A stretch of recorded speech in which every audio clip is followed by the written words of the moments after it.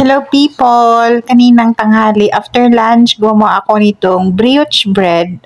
Ginawa kong burger buns. Tapos, meron pa akong ginawang ibang klaseng bread para yan sa pangbaon ng mga bata. So, itong burger buns, gagawa ako ng burger para sa kanila bukas. Una kong nilagay 1/2 cup ng warm milk, 3 tablespoon ng sugar, naglagay ako ng 2 teaspoon ng yeast at 3 medium eggs. At nakalimutan ko talagang maglagay ng 2 tablespoon ng honey. Kung gayahin nyo to, mag-add kayo ng honey. Nag-add ako dyan ng 3 cups ng all-purpose flour. Tapos ito ay meron akong leftover na mashed potato. Kinuhanan ko lang yan ng mga toppings kasi nag-toppings kasi ako nung nag-serve ako niyan ng parsley. Tapos nilagay ko diba sa ibabaw yung meatballs. Kaya ingat na ingat ako dyan. Pinili ko yung malinis. Walang meatballs, walang parsley. Parsley. Tapos hinuli kong nilagay yung 1 teaspoon ng salt.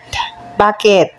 Para hindi matamaan yung yeast at hindi mamamatay. 1/2 cup lang na mashed potato ang ilagay. Kung wala kayong leftover na mashed potato, syempre maglaga kayo ng potato and then durugin nyo. Saka nyo ilagay dyan 1/2 cup lang. And then, minasa ko lang yan ng kunti. Nung nabuo na yung dough na yan, ng bahagya, saka ako nag-add ng 1/3 cup ng room temperature na butter. At minasa yan ng electric mixer ng mga 7 minutes until mag-smooth na talaga at ganyan na yung itsura niya. Hindi na masyadong mapunit or hindi na mabilis mapunit. Makinis na talaga. Pag brioche bread talaga, kailangan talaga or importante talaga yung pagmamasa dyan.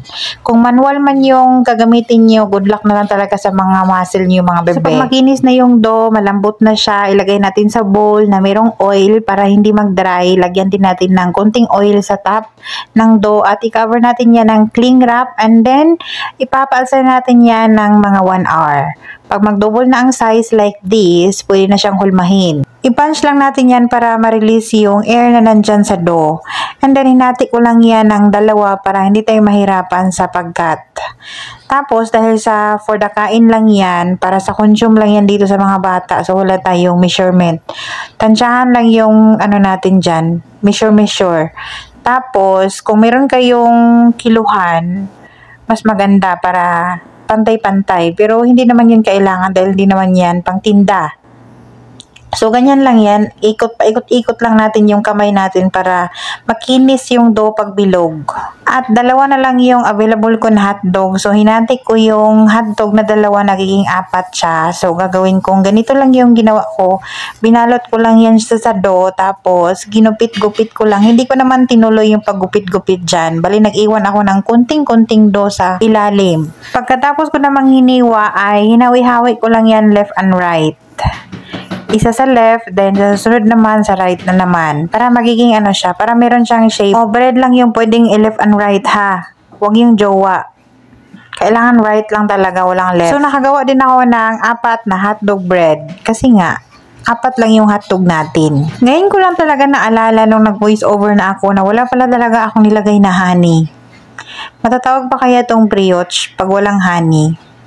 Basta nakalimutan ko lang talaga. Pagayahin nyo to, huwag nyo i-skip yung honey. Itong dough na to ay pwedeng-pwede to sa ensaymada. Gustong-gusto kong gumawa ng mga bread pagka summer. Dahil dito talaga sa Saudi, sobrang init. Alam kong mainit na rin yan sa Pinas dyan, sa mga panahong to.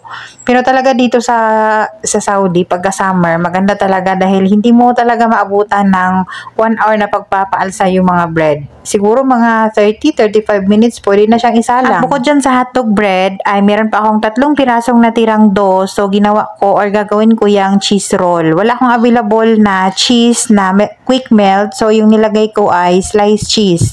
Tinupi-tupi ko lang and then nilagay ko sa ilalim. And then, ni-roll. Tapos, saka ko na yan lagyan ng coat or lalagyan ng butter and sugar. Tapos, with powdered milk, diba, yung pang-coat dyan. Ilalagay ko muna yun sa freezer. Pag kailangan na initin, saka ko lalagyan ng coating. Tapos, ito namang ating burger buns ay nag-brush lang ako ng egg wash and then sesame seed sa top. Pati itong hotdog bread, nilagyan ko ng egg wash. Yung ating pang cheese roll, hindi ko na nilagyan niya ng egg wash dahil ayoko siyang mag-dark. Puti lang yung gusto ko dyan dahil i-coat pa natin yan pagkakailangan na natin. I-store ko kasi yung 2 dyan, yung hotdog at saka yung Yung pang cheese roll, ilagay ko yan sa oven. Ay, sa freezer pala. Hindi ko yan gagamitin bukas. Yung burger naman, yung burger buns, yun yung pang bukas sa mga bata.